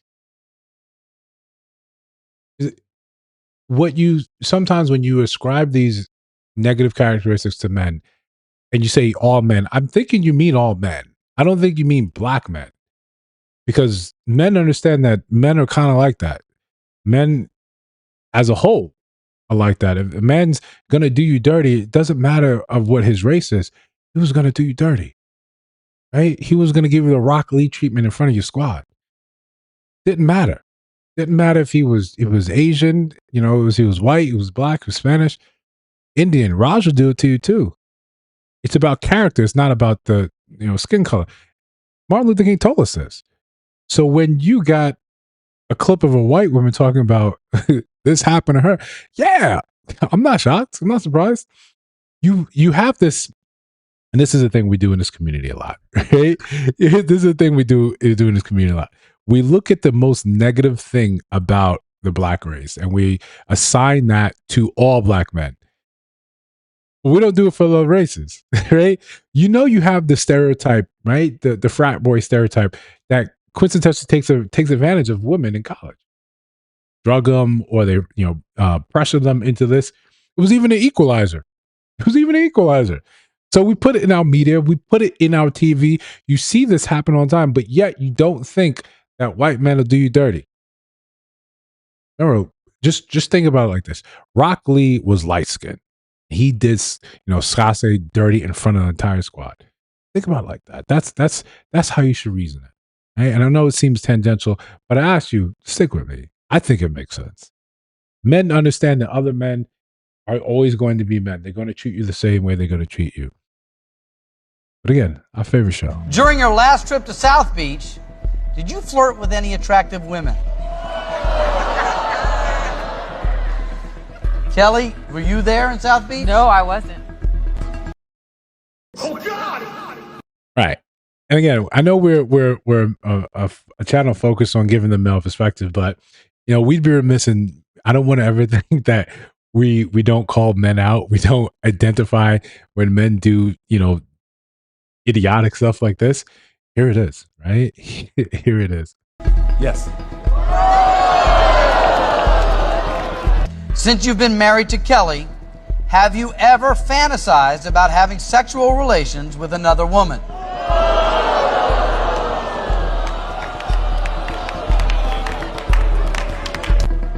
Yes. True. At 13, where do you see yourself in 10 years from now? Retired playing golf. Coaching my son's little league, whatever. Okay. That's the whole picture? And with my wife. I'm sorry. No. Wow. No.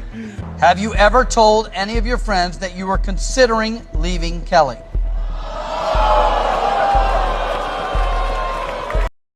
Those of you wondering, I finally remembered, or I had to write it down. The name of the show, it was Moment of Truth. Button's there if you want it. Yes.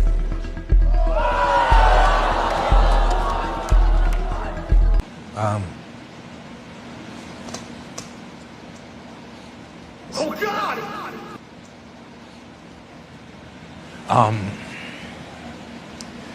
But There you go. No.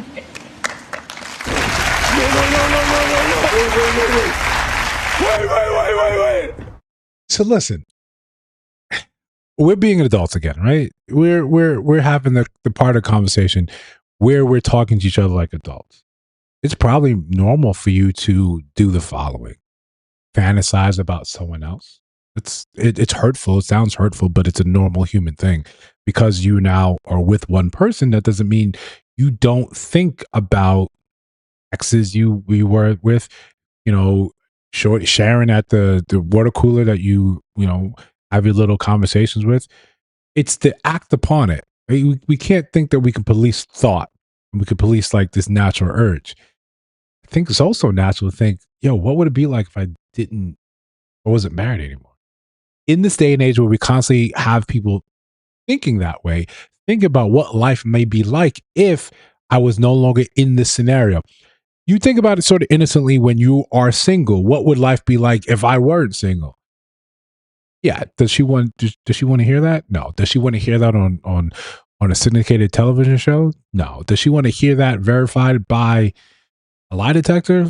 Absolutely no. Does she want to hear that verified by a lie detector in the hopes of him making money, where this may spell the end of your marriage? Yeah, absolutely not. But here we are. We're our entertainment. Oh yeah.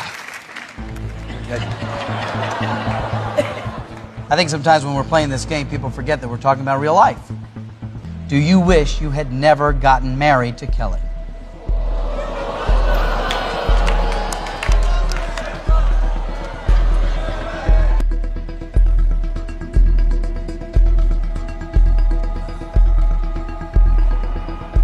The button's still in play.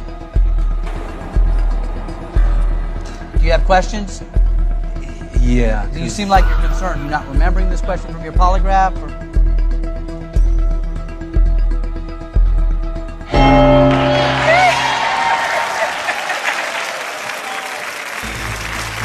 Kelly, why'd you hit the button?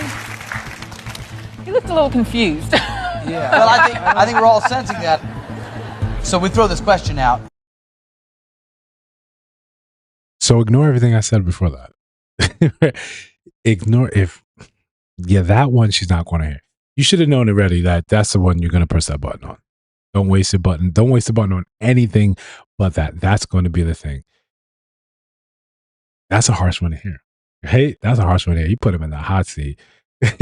Yeah, listen, you might as well, Dre, you're right. You might as well go all the way because it's after you split that, after you split those winnings, that's just what you're going to have. Just know whatever money you win, half of it is going to be legally yours because you are getting divorced. Absolutely. You're never going back to Miami while you're with her. That's not happening. And don't even waste the money on therapy. Just understand we got this scripted, televised. What people, Jane, we've had conversations like this. Listen, the videos are too old for them to be AI. They're too old for them to be AI, right? This is real. But Jerry, we've had conversations like this. It's not so much the act that it happened. It's just that I can look it up and watch it again and again, again. A lot of times when people are like, yo, why wouldn't you get with this person? This is OnlyFans, or I can watch you doing things with another man again, again, again. It's one thing for it to be secreted away on some ex's hard drive on 3 or 4, 5 iterations of the iPhone previously. But this, anyone can go on Reddit and they can type in the right combination of things and find the stuff. The fact that you've got to constantly be traumatized again. And that's why I don't understand how Kanye did that. When you can just go, you can still find Ray J and Kim K. You can still find. And I gotta look at you walking down the aisle to meet me. I'm like, yeah, this makes sense. Outside of the money, the money helps, tremendously. The money helps tremendously. But listen, like most things, you don't have to agree with me. That's fine. You can agree to disagree.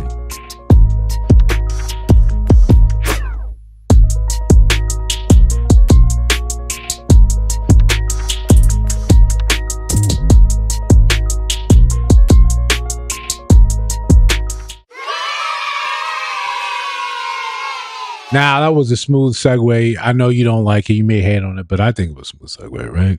I think it was fine. But this is a portion of the show where you get to chime in your opinion, right? Whether you agree or disagree. And keep in mind, this is to build out, this idea is to be something to build out. When we've got hundreds of people in the stream, where we can go back and forth, we can put polls up, we can do all the great things. But for now, we're in the crucible, we're making stuff, we're seeing what works, what doesn't work, right? We're in the ground phase, we're in the beta testing.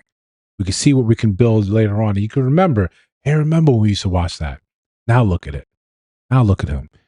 Ignoring his day ones, right? Ignoring his day ones. Can't we all be excited for that when that finally happens, right? Oh, God! Obviously, I'm playing. We're loyal to people that help build this thing, to help support it. Your views, they mean the world. When you support something, buy your views, buy your likes, buy your comments, it all means the world. I couldn't have done this without your actual participation, so I appreciate that. But again, this is really about, whether you agree with the thing or you disagree with it. Sometimes it's obvious. Oftentimes it's obvious. I think people on this page have sense. They know what doesn't make sense. They know what sounds sort of absolutely ludicrous. But sometimes we have conversations, I think, that are worthy of understanding things. One of the things we talked about experiments earlier on, and this is one of those. I ran a dating experiment. Same woman, same age, same job, and same prompts. The only thing that changed was her hair. And the results, they completely surprised me. So, I wanted to test something that I know that a lot of black women quietly wonder about. Does our natural hair affect the way in which we are perceived in dating? For decades, we've been told, whether directly or indirectly, that straighter hair is more attractive, more professional, more desirable. So I created 2 dating profiles. Both profiles were almost identical. Same woman, same age, 28, same height, same prompts. The only difference was her hair. So listen. And this is the nerd stickler in me part of it. My undergrad is in forensic psychology, and part of that is actually running, studies, running surveys. And in order to run these experiments on people, like she's so just kind of disclaiming, you have to go through a review board. IRC, IRC, or IRCB. You have to go through this so they can look at the ethical ramifications of what you're trying to do. We want to prevent the things that we used to do that left people traumatized or hurt or damaged for the experiment. When you just decide, I'm going to make 2 different dating profiles. I'm going to put it out there because now it feels good, right? I want to get down to the bottom of this. One of the tenets we constantly talk about on this channel is that for lack of better terms, women don't seem to really care about men, about their well-being outside of a certain month of the year. You don't really recognize us as people except when it comes down to what you produce. And now I know it's subtle, but it's important here. When you look at the data, when you look at the data from dating apps, when you see the amount of swipes that men sort of get, the amount of matches men get versus the amount of matches women get, you can see that there's some people that will swipe on thousands of women, hundreds of thousands of women, and get maybe 20 matches. And of that 20, maybe 7 agree to actually have a conversation. Of that 7, maybe 4 or 5 you actually set up a date with. So every match is a critical thing. Every match matters more to men than it does to women. Every match that matters more than men, matters more to women, affects you mentally. It matters. So to know that it was simply, or to then be revealed, that it was simply an experiment, that you just swiped on someone that was AI and it matched and you were excited and you got your hopes up and you started to think maybe it's not as bleak. This beautiful woman matched with me and I get to have this conversation. To turn around and realize it was just an experiment you never signed up for. It was just a thing that they decided they wanted to do to prove a point, to collect data because you were just a thing to be studied.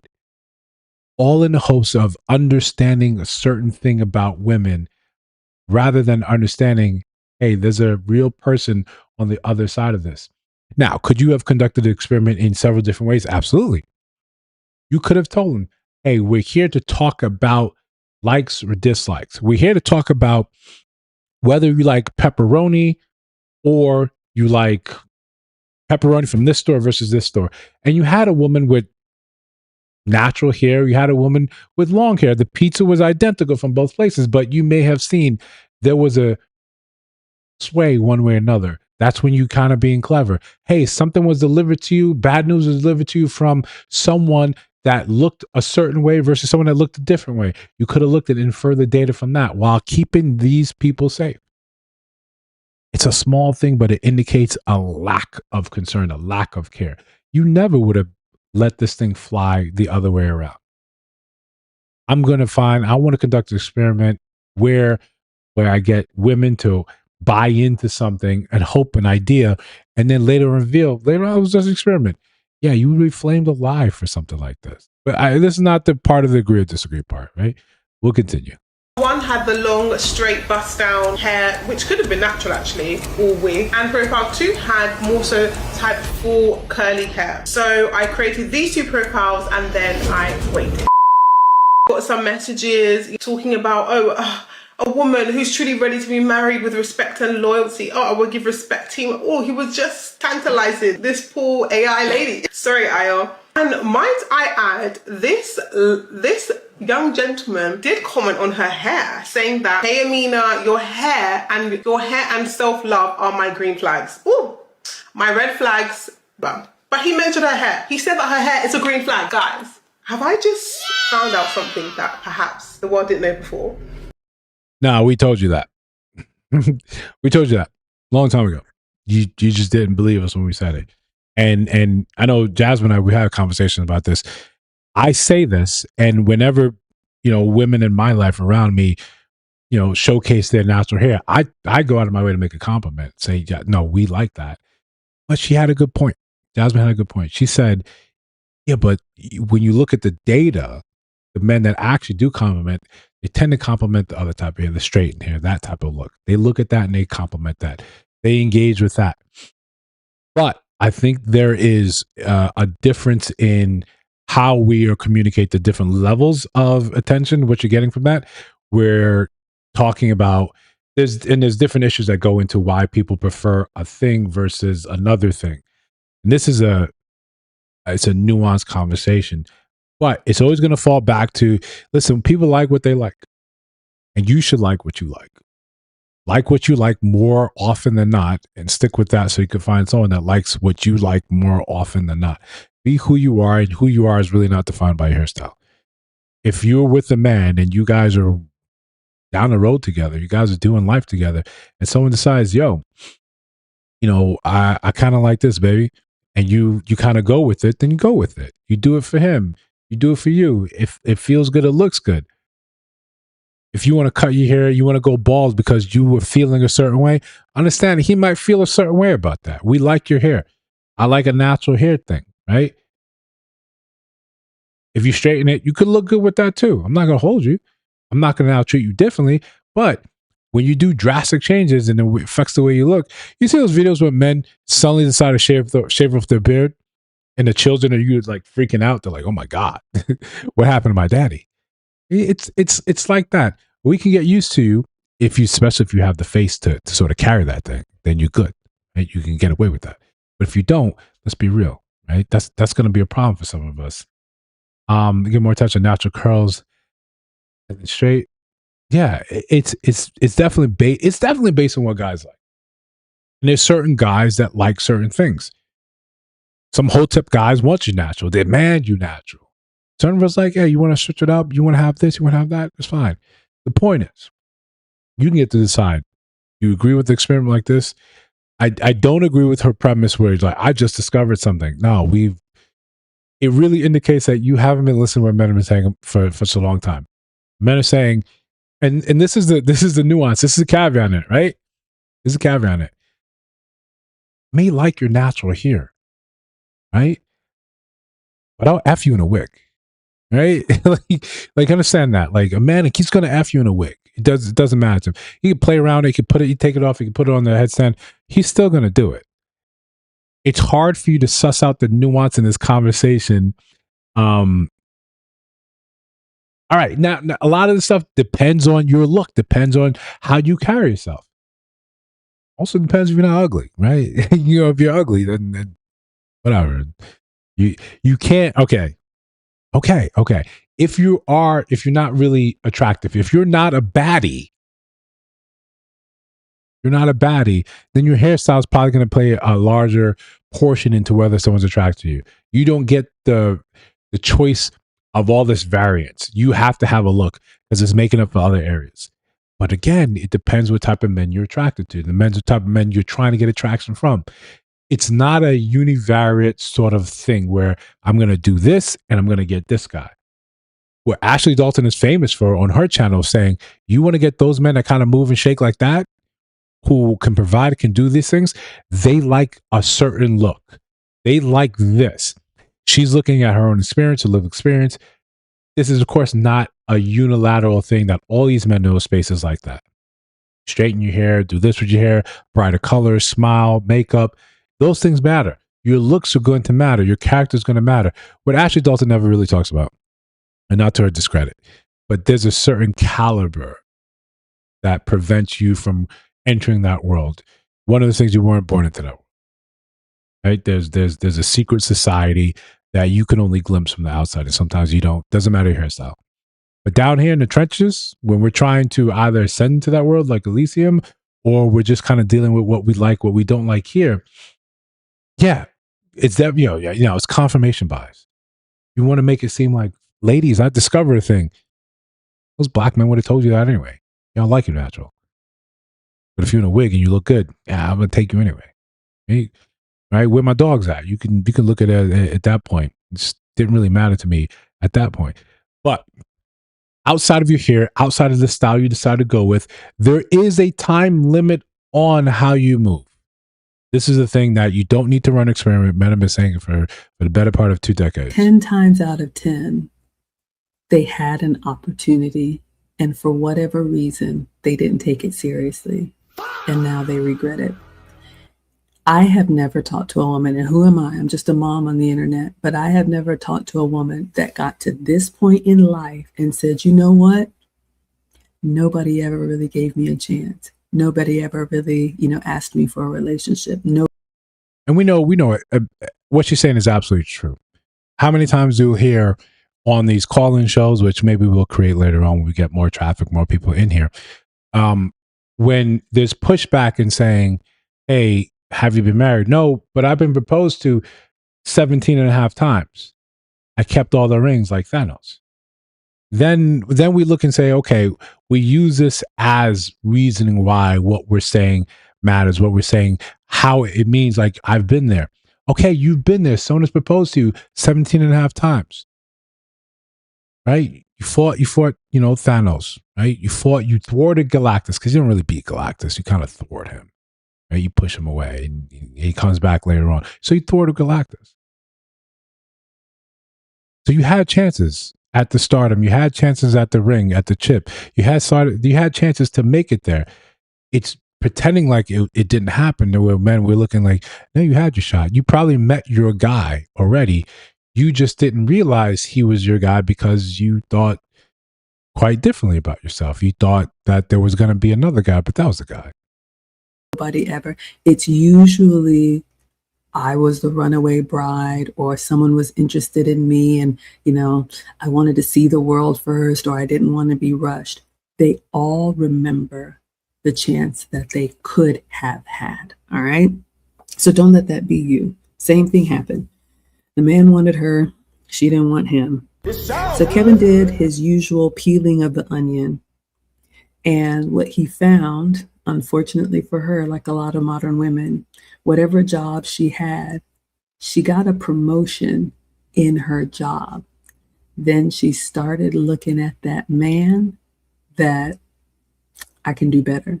Because that piece of paper, because that promotion, because that company put a little title behind your name. Now, all of a sudden, you think you're better than the man that's actually going to love you when you're old and your body is breaking down.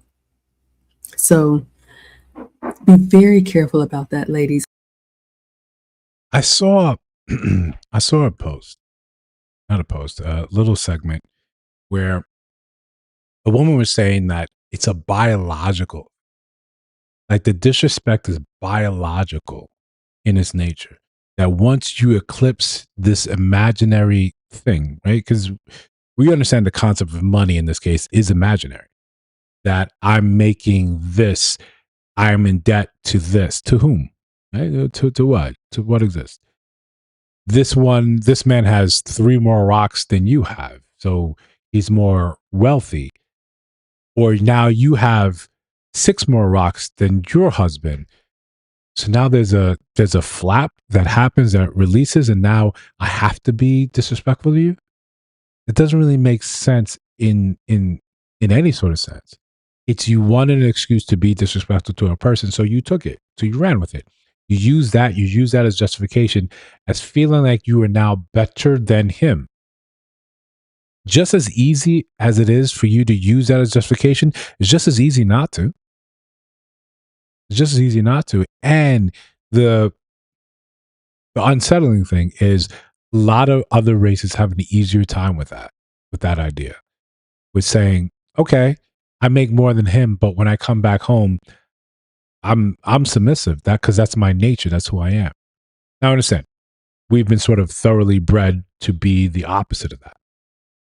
We especially in America, when you see that he who makes the money or contributes to the funding gets to set the rules. It says enough where I'm going to kick out my only son so I can have this man here help me with the bills, help me with everything that I've got going on here. It's a harsh pill to swallow. It's a harsh pill to swallow. But what it actually leads to is us no longer valuing each other for what we can actually contribute to the other person's life, their character, their way of being. And these things have nothing to do with money. These things have that person with you. When, there's a thunderstorm outside and the house is slightly rocking because the wind is picking up, and you're there by yourself. when that thing goes bump in the night, and this goes for men and women, it's not that men aren't afraid. They understand there's no one else who's going to save them. You want someone in there with you, even if you're the man and she's saying nothing, but she's there and says, and you say to yourself, this is the thing I got to protect. That, if anyone here watches anime, you should, this gives you that strength plus 10, right? This is what allows you to overcome your limits, right? Plus ultra. If you don't believe me, just go watch one of these animes. You'll see the truth. But right now, in the way modern dating has laid itself out to be, we are paying the price of not understanding each person's value. This woman said something very controversial. I believe her name is Amira. She said basically that women are useless to men nowadays. Back in the day when men got married, women served some kind of value. She had purity, would be often loyal. She had a skill. She could mend clothes, cook lavish meals, make things from scratch. But nowadays, men can do those kind of things themselves. They don't really need women to do these things. What women bring nowadays is stress and bills. You have to pay for her lifestyle, cater to her needs, while she doesn't have to really bring anything at all. Ask her to bring something to the table is misogyny. And a lot of men agreed. They're like, I don't have anybody, but I broke up with my ex. My money went up. My stress went down. So it got me thinking, in general, what do women bring to men that doesn't add extra stress and bills to their lives? They say if a man wants to save money, he should stay single. If a woman wants to save money, she should get in a relationship. But what do you guys think? I think you hit on a lot of facts there. I think you hit a lot of facts there.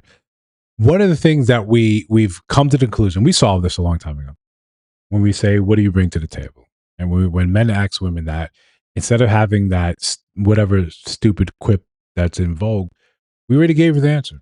You bring your femininity. That's what you bring. And that femininity doesn't mean washing the clothes or dishes, because those are things that have no real gender. But you bring a femininity is not something that I can buy. That's not something I could produce on my own. That ability to inspire, to uplift, that's what you bring. But there's a distinct lack of that, because that's a thing that's taught, transferred. Now we got women saying, yo, bruh, right? You got you dapping people up. You got you believing that you are masculine because you pay bills. This is what keeps us separated. This is going to continue to keep us separated. When you're chasing money and thinking that chase, as you adopt more masculine traits, means you have to be masculine, or you're somehow transforming like the Hulk into some big brown masculine man. You can do both. You can be feminine and chase the things you need to chase. You don't have to surrender one, but it's easy to surrender something that you felt you never had. So if you see value, or if you want these people to say, I don't see what a woman can bring to the table, if you agree with that statement, you feel free to let me know. I'm curious to hear what you guys got to say. I'll give you time to talk about that in the chat, but we're going to move on to the actual main event, the main topic, because I don't want to keep you guys out too long. Right? I don't keep you out too long. Let's keep it going.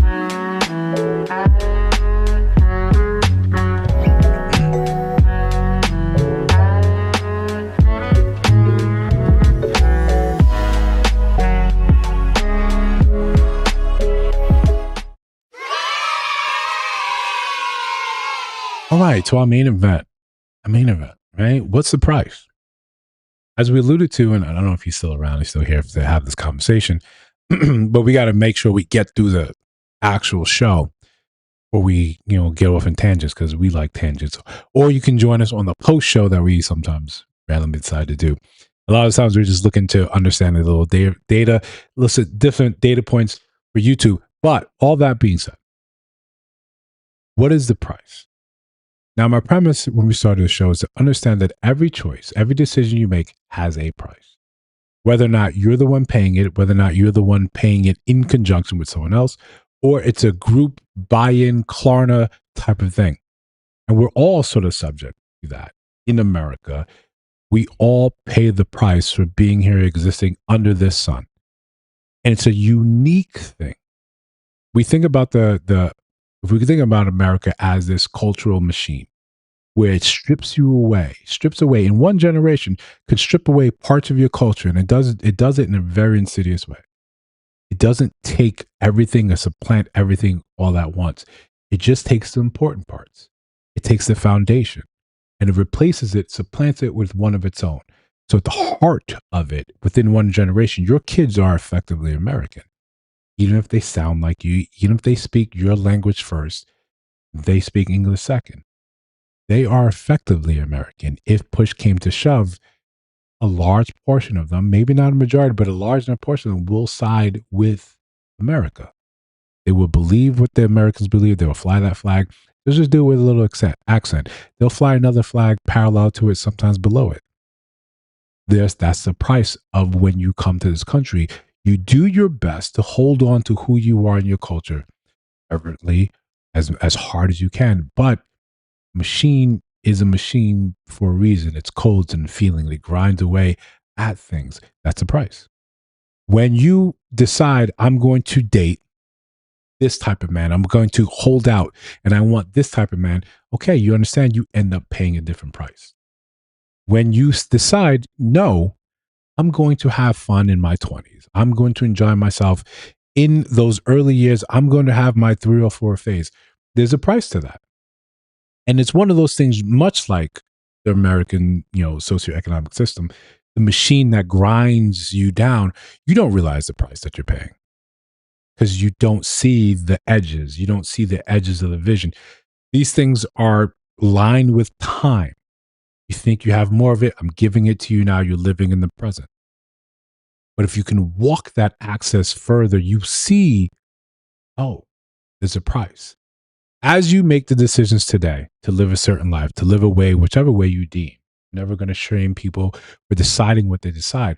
We will stand at the end and say, why do you think you got to eat that cake and have abs too? You can't do both. Not in high number. You can't do both. Not in a long enough timeline. You can't do both. When you decide you want to live this type of life, you start Xing out these other things that you wanted to do. You wanted to be on OnlyFans, okay, but then you want a very serious man at the end of that. No, that doesn't trend out to be the thing. That's not how it really works. You want to be celibate in the middle of your relationship. Yeah, that doesn't tend to end well. Things tend to fall apart with Mrsochimaeze, like real book plug. Things tend to fall apart in that sort of sense. You don't realize that you're forcing someone else to pay that price. And most people, at the end of a meal, when they're fitted with someone else's bill, what happens? When there's something on your check or something on your bill that you didn't order, you want to speak to the manager immediately. You want to say, absolutely not. Absolutely not. What we have in our dating cycle and our dating game today is we're forcing our prices on other people. And for once, we're coming to a place where, exceptionally with Gen Z, they're saying, I'm not paying that. Every generation passes on a bill to the next in a various sorts of ways. An economic one is very easy to see. We can look at the housing, I don't want to say crisis, but you look at the housing situation. When one generation sort of refuses to die and they're sitting on a massive amount of wealth, they're not really keen to pass it on. They're finding other uses for their money. And then the next generation, Gen X, is saying, well, baby boomers, they owe us. Then baby boomers saying, absolutely not. Millennials are looking at the Gen X and saying, yo, what are you doing? Gen X is looking at us and saying, you can't afford stuff because you won't stop buying Starbucks. They throw it out on Gen Z as well. Gen Z has become kind of oblivious right now. But everyone pays some sort of tax, some sort of tithe, some sort of price to something. When you are not aware of what price it's going to take to get you where you want to go, you end up, society says, I got something for you. Who fails to be educated, society will fill in the blanks to its own, its own happiness. I'll make sure you're doing this so I can benefit from you. You can be a cog in the machine, always need a new cog until I can get rid of all the cogs and more AI, but a cog nonetheless.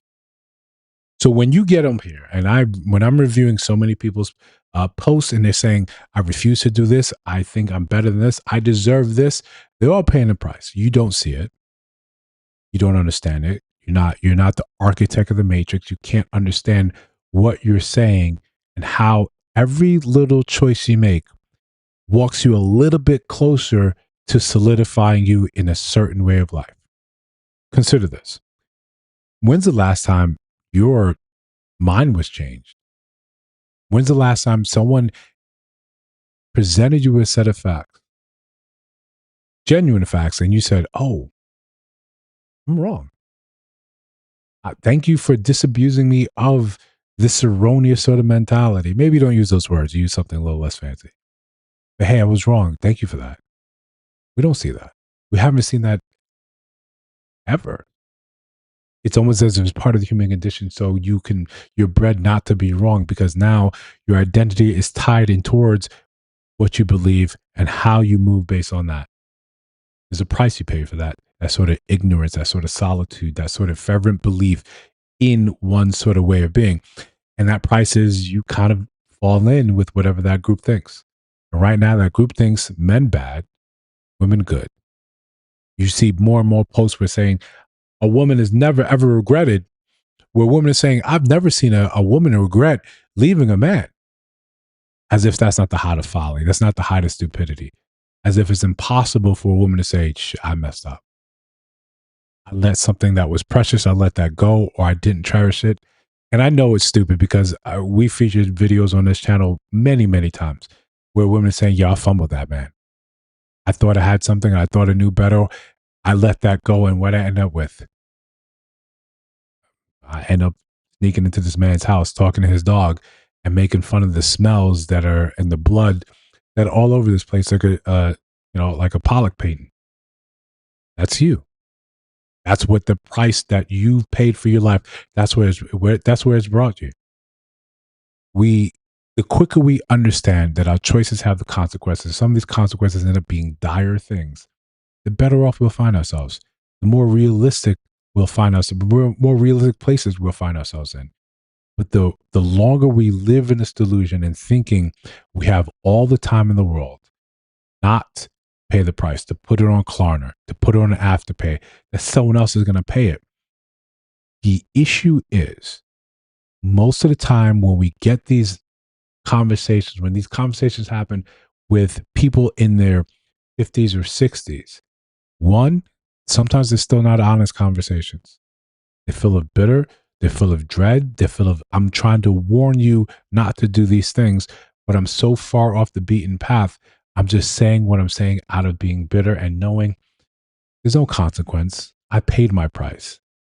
I'm simply waiting till this thing ends out because no one's coming looking for me. No one's coming to check for me. And we know misery loves company. So I'm going to tell you more of that. We need more honest conversations where the older generation is looking out and telling a younger one and saying, this is what I did wrong.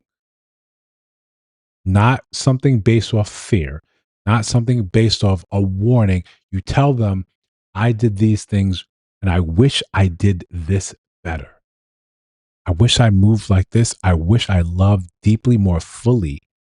And I wish I realized that chasing this money, chasing this bag, being part of this transactional generation understands that it's going to eat a lot of us up. We're going to be in debt. Transactional dating is going to lead you to be in debt. All the totality of us. Like the economy today, there's going to be a lot of people that are simply killing it, that are doing fantastic. And the rest of us are kind of left there wondering, how do I elevate myself from here to there? How do I get myself the treatment that these people, the rich, have in Elysium? And out of time, how do I get decades, centuries of time while people are sitting there living day to day? How do I do that? Most of us don't. Most of us don't. Those people that make it, that become self-made millionaires within their generation, there's still a small percentage of people. You keep clamoring for the top 20, 10%. Statistically, the likelihood of someone like that reaching out to you with a lack of education, with a lack of income, with multiple children is slim to none. When we wake up and realize that we no longer have to keep paying the price for lives that we know we did not decide for on ourselves. And now we can become the authors of our own lives and we can manage our own debt. We can manage a way to get out of this.